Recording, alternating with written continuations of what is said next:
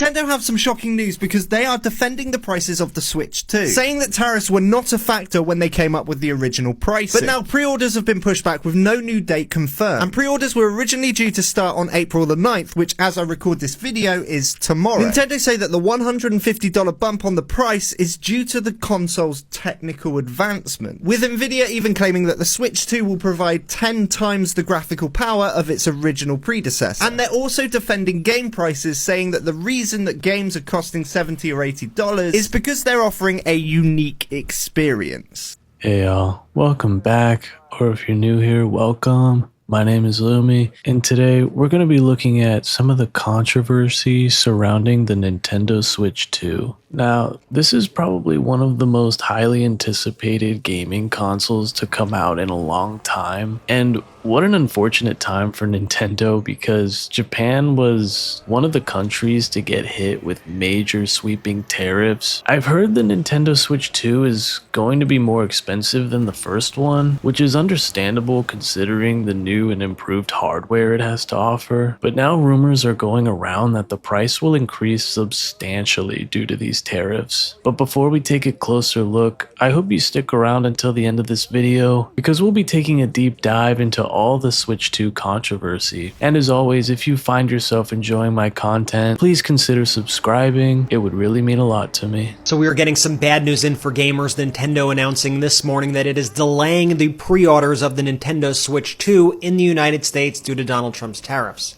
The Nintendo Switch 2 was originally intended to go on pre-sale April 9th. Now it is delayed indefinitely. This is just the latest fallout that we are seeing from Donald Trump's tariffs. The stock markets are in complete freefall. JP Morgan is now predicting a recession. Factories are already beginning to lay people off. And the Fed chair says that the effects of Trump's tariffs will likely be way worse than expected. Other companies are also facing existential crises like Apple, for example. iPhones are likely to go up 43% in price. Apple Watches up 43% in price. iPads up 42% in price. AirPods up 39% in price. Macs up 39% in price. Buckle up, folks. It looks like the pain is only beginning, and this is all self-inflicted thanks to Donald Trump. Not only was the Switch 2 already pretty expensive, starting at almost $450, but the Nintendo exclusive games that were set to release with the Switch are being priced at almost $80. But in case you're not familiar, Japan was hit with a sweeping 24% tariff on all of its exports to the US on April 9th. Literally the day that Nintendo Switch 2 pre-orders were set to launch. Nintendo has delayed the pre-orders for the Switch 2 indefinitely. This is pretty serious and could have a major impact on the Switch 2's release. I think Nintendo is waiting strategically to see if Japan and the US can come to an agreement, but if a deal cannot be made, I would expect the Switch 2's price to increase at least 24%, which would increase the Switch 2's price to $558.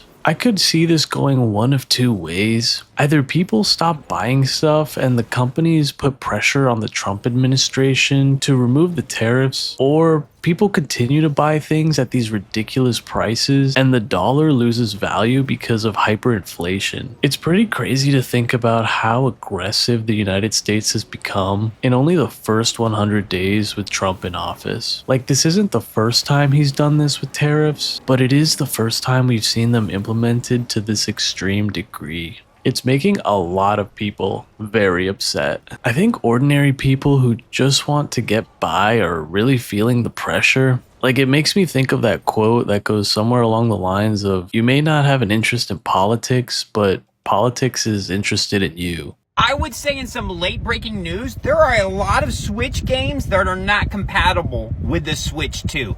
I have a small list that I'm going to go over, but I'm actually kind of shocked. Of course, we should know none of the, Ring Fit adventures are going to work. That's natural because it's not going to fit. But what Nintendo did say is that, hey, we're working on it, but check out this list, and we'll just go through some of the highlights, right? So we'll start alphabetically. We're going through all this. So if you're playing this, or if you're playing this on the Switch 1, you won't be able to play this on the Switch 2 when you get. And still going alphabetically, you can see if you have any highlights, just comment right there. Of course, Cats Hidden in Italy. That's one of my favorite ones. Dead by Daylight, Death Coming, Doom Eternal. Then you start getting into some bigger ones. You're like, hold up, why are these not working? Floor Kids, Fortnite, a Nintendo Switch 2 version is planned, so we might wait for that. Island Flight Simulator, Jurassic Park, Kids vs. I mean, there's a lot, actually. Little Nightmares Complete Edition. Some of the newer NBAs right there. I mean, I'm just going through them. And then you're looking Oddworld. I do play Oddworld. I mean, kind of crazy. We're in the R's going into the S's now. South Park, The Fractured But Whole. Still a good name. I mean, I'm actually surprised that some of these are not working. So this is kind of a concerning thing. And then we'll get into the V's and the W's, Warframe. And then you're going to see even more. Wolfenstein, the new, I mean, I just played that one. And then on this next list, we're going to have some that work, but they're having big issues. And again, we're starting with A's. Alan Wake, I mean, there's only 5 lists on this, but still kind of crazy. And as you can see, more Hitman 3 cloud versions not working. Now we get to the M's and the N's and the O's and the P's.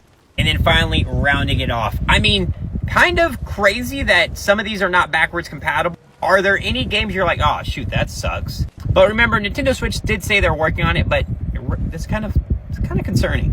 I've always been annoyed with how new consoles often have horrible backwards compatibility. I think the only one that did it really well was the PlayStation 3. Like, I remember being able to play most of my PS1 and PS2 games on the PlayStation 3. It was pretty nice. But when the PlayStation 3 released in 2006 at almost $600, which was the equivalent to almost $1,000 today, you better believe we wanted the most out of it. But yeah, not a lot of people know this, but you can pretty much play any older game you want on any console. Hardware does not discriminate. Like, if you're into technology, you probably know what I'm talking about. But if you're not familiar, you can soft mod an Xbox, for example, and play Mario 64 on it. So that's why I get pretty annoyed when the new consoles get released and they claim they can't run the games from even one generation ago. Like, bro, stop lying to your customers. It's so obvious that they want to keep this a secret so they can resell you old games again for the new console. It's such a scummy marketing ploy. Around the same time Trump was announcing all of his tariffs, the Nintendo Switch 2 came out with their price point, and it was $450. So everyone all over X was initially just blaming Trump's tariffs, saying Trump is making this video game console so expensive, including the so-called experts at the Financial Times. Well, it turns out tariffs didn't factor into it at all. Nintendo says US tariffs weren't factored into the $450 price tag of the Switch 2. Now, if the price changes at this point, you can blame Trump's tariffs. But as of right now, this is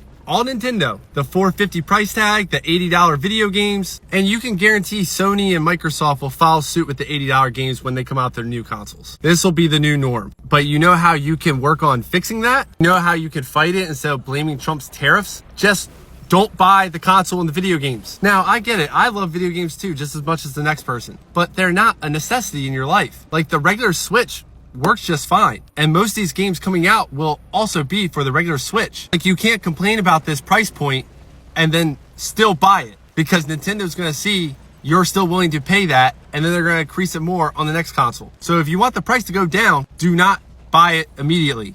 Yeah, just so it's clear, the original price of the Switch 2 and its new games were not because of the tariffs. This was completely Nintendo's decision before all of that. But now that the tariffs have hit Japan's exports to the US, you can pretty much bet on the Switch and its games to be even more expensive if a deal with Japan doesn't get made soon. I'm pretty much at this point in my life where I don't feel the need to buy all the latest and greatest things that the video game industry has to offer. I invested in a really good gaming PC a couple of years ago when I was still working at my last job, and I never felt the need to go out and buy a PS5 or the new Xbox, or I guess now even the new Switch 2. Like, don't get me wrong, I love video games, and I've been a gamer ever since I could hold a controller, but it gets to a point where I don't feel the need to run out and get the newest console or the latest new game that everyone's playing. I'd much rather play a fun indie game these days, or older games that are now more affordable that maybe I never got the chance to play until recently. Hence why you guys see me post a lot of my videos with